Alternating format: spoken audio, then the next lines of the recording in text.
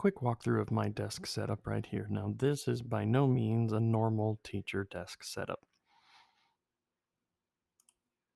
Here is my workhorse. This is a two-in-one laptop. It has the ability to be folded flat. It has a touch screen as well as a stylus that I can write on it. I can do 90% of everything I need to do from this computer right here. So if I want to move to a different table, if I want to go anywhere else, um, I go where I need. This is a Bluetooth mouse that's connected to this. So I can always use that. This right here I have with me quite often is a wireless Wacom tablet, WACOM. It works just like a stylus would. It's useful when you want to do quick sketches using this computer, but you don't want to get the screen all dirty, or you want to use it with a different computer. It's wireless, works on Bluetooth, so it'll work with any computer. It's sort of my tablet when I want to draw in front of people. I can use it in my teacher classroom with people and actually sort of walk around the room and interact with my computer from while walking around. That's the benefit of that. I don't use it very much for distance learning because this right here is my um, ideal item for working remotely. So this is an iPad. It's a mini iPad. It does everything I need it to.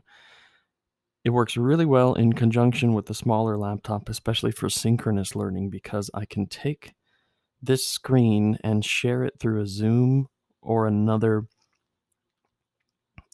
meeting app, Meet, and I can share the screen on this, and then I can write on this screen while this screen is free to interact with students, monitor chats, monitor their images over here. This over here is my fancy recording setup that I use for this microphone that hangs up here. I don't share this with my students because it just brings too much attention to itself, but I also have down here, you can't see it, but there's a headset for when I don't want to use this big microphone or have a chance of other people seeing it. It works really well for creating tutorials and making sure people can hear my voice really well. This big monitor here is attached to this big computer on the side over here. This allows me to do anything I want while I'm using my workhorse over here.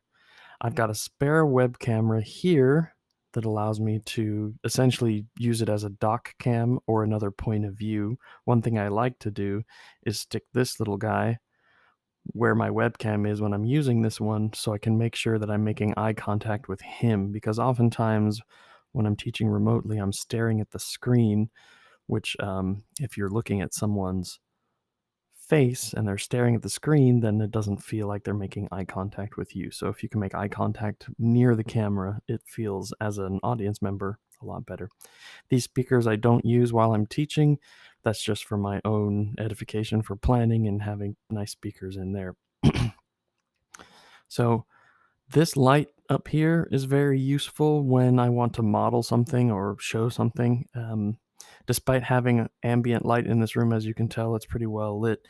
That's still not quite enough light to make it um, easy to see. So this light will go on when I use this webcam to show things on my desk, so or in my hands, and that will give the light needed to have a nice clear picture. The brighter light you have, the better. And that's one way to set up your room. As you can see, there's not a whole lot of room here for paper, but I pretty much use a paperless classroom. Um, I have multiple devices that I can take notes on if I need to. So that's one way to organize your classroom.